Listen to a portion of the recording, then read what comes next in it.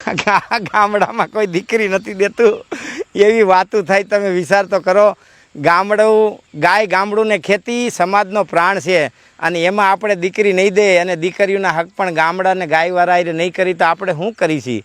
દુનિયા ગમે એટલી ડિજિટલ થઈ જાય, 50 કરોડનું કોમ્પ્યુટર લઈ લીજો પણ એમાં ઘી, દૂધ ને દહીં સાઈસ નહીં બને. 50 કરોડનું કોમ્પ્યુટર લઈ લીજો તો એમાં ખાવાનું ઘઉંનો દાણો કે શાકભાજી કે રીંગણા નહીં બને. એ તો ગામડામાં ખેડૂતની વાડીમાં જ થવાના છે.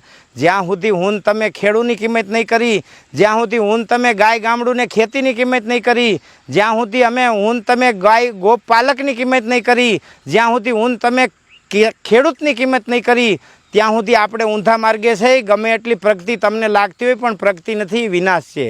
માટે આપણે હું વાત કરું છું કે શરૂઆત મારાથી કરીએ, આપણે શરૂઆત આપણાથી કરીએ. આપણી દીકરીને ગામડામાં ને ગાયવાળા અને ખેતીવાળા હક પણ કરાવીએ અને સામાન્ય પદ્ધતિથી, પરંપરાથી લગ્ન કરીએ.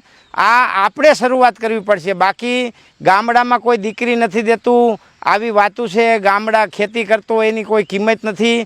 મિત્રો ખાલી ભણેલા જ બુદ્ધિવાળા હોય અને સિટીમાં રહેવાવાળા જ બુદ્ધિવાળા હોય, સિટીમાં રહેવાવાળા જ સારા માણસો હોય. આવા મગજમાં વેમ છે એવું નથી. ગામડામાં કોહિનૂર સિથરામાં વીટેલા રતન પડ્યા છે, જેણે આપણા દેશ અને સમાજ અને રાષ્ટ્ર માટે, સમાજ માટે સમર્પણ આપ્યા છે. એટલે ગામડું છે ને આપણો પ્રાણ છે, અને સંસ્કૃતિ બેસી હોય ને તો ગામડામાં જ બેસી છે.